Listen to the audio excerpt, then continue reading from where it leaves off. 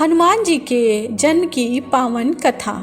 प्राचीन समय की बात है। देवलोक में एक अत्यंत सुंदर और तेजस्वी अप्सरा थी अंजना।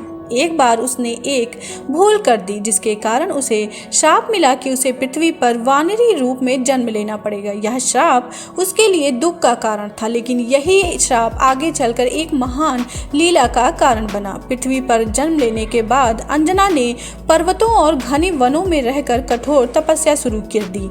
उसका एक ही उद्देश्य था, ऐसा पुत्र प्राप्त करना जो तेज, बल, बुद्धि में अद्वितीय हो। उसकी तपस्या से प्रसन्न होकर भगवान शिव प्रकट हुए। उन्होंने अंजना को आशीर्वाद दिया कि वे स्वयं अपने अंश से उसके पुत्र रूप में जन्म लेंगे। उसी समय अयोध्या में राजा दशरथ पुत्र प्राप्ति के लिए एक महान यज्ञ कर रहे थे। यज्ञ पूर्ण होने पर अग्निदेव ने उन्हें खीर प्रदान की जिसे उनकी रानियों को देना था। कहते हैं उसी खीर का एक अंश एक पक्षी के माध्यम से उड़ता हुआ अंजना के पास पहुंचा। यह सब ईश्वर की लीला थी। अंजना ने उस दिव्य प्रसाद को ग्रहण किया और उसी क्षण उनके गर्भ में एक दिव्य शक्ति का संचार हुआ।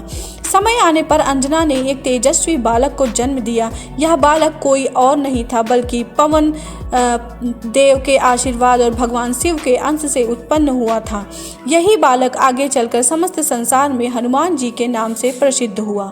बाल्यकाल की अद्भुत लीला। हनुमान जी बचपन से ही अत्यंत चंचल और शक्तिशाली थे। उनके भीतर अपार ऊर्जा थी जिसे वे खेल खेल में ही प्रकट कर देते थे। एक दिन की बात है, सुबह का समय था। आकाश में उगता हुआ लाल लाल सूर्य चमक रहा था। छोटे हनुमान ने उसे देखा और सोचा यह तो कोई सुंदर लाल फल है।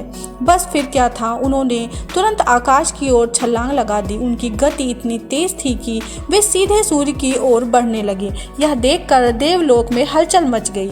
तभी इंद्रदेव ने उन्हें रोकने के लिए अपने वज्र से प्रहार किया। वज्र हनुमान जी की ठोड़ी पर लग गया जिससे वे पृथ्वी पर गिर पड़े और अचेत हो गए। यह दृश्य देखकर पवन देव अत्यंत क्रोधित हुए। उन्होंने पूरे संसार में वायु का प्रवाह रोक दिया। धीरे धीरे प्राणियों को सांस लेना कठिन हो गया। चारों ओर हाहाकार मच गया। तब सभी देवता एकत्र हुए और उन्होंने पवन देव को शांत करने का प्रयास किया। उन्होंने हनुमान जी को जीवित किया और उन्हें अनेक दिव्य वरदान दिए। कोई भी अस्त्र शस्त्र उन्हें हानि नहीं पहुंचा सकेगा। वे असीम बल और बुद्धि के स्वामी होंगे। वे इच्छा अनुसार किसी भी रूप को धारण कर सकेंगे। वे सदैव अमर रहेंगे। इन वरदानों के साथ हनुमान जी और भी अधिक शक्तिशाली बन गए। ऋषियों का श्राप और विनम्रता। हनुमान जी की अपनी बाल लीला में कभी कभी ऋषियों के आश्रम में जाकर शरारत कर देते थे। उनकी इस शरारतों से परेशान होकर ऋषियों ने उन्हें एक हल्का श्राप दिया, तुम अपनी शक्तियों को भूल जाओगे जब तक तुम्हें कोई याद नहीं दिलाएगा। यह श्राप वास्तव में एक वरदान जैसा था क्योंकि इससे हनुमान जी विनम्र बने रहे, भगवान राम के परम भक्त। समय बीतता गया और जब हनुमान जी की मुलाकात भगवान राम से हुई तब उन्हें अपनी सारी शक्तियां याद आ गईं। उन्होंने जीवन भर भगवान राम जी की सेवा की, सीता माता की खोज, लंका दहन और युद्ध में सहायता जैसे अनेक महान कार्य किए। कथा का संदेश। हनुमान जी का जन्म हमें सिखाता है कि सच्ची भक्ति से ईश्वर प्रसन्न होते हैं। शक्ति के साथ विनम्रता भी आवश्यक है। सेवा और समर्पण जीवन को महान बनाते हैं।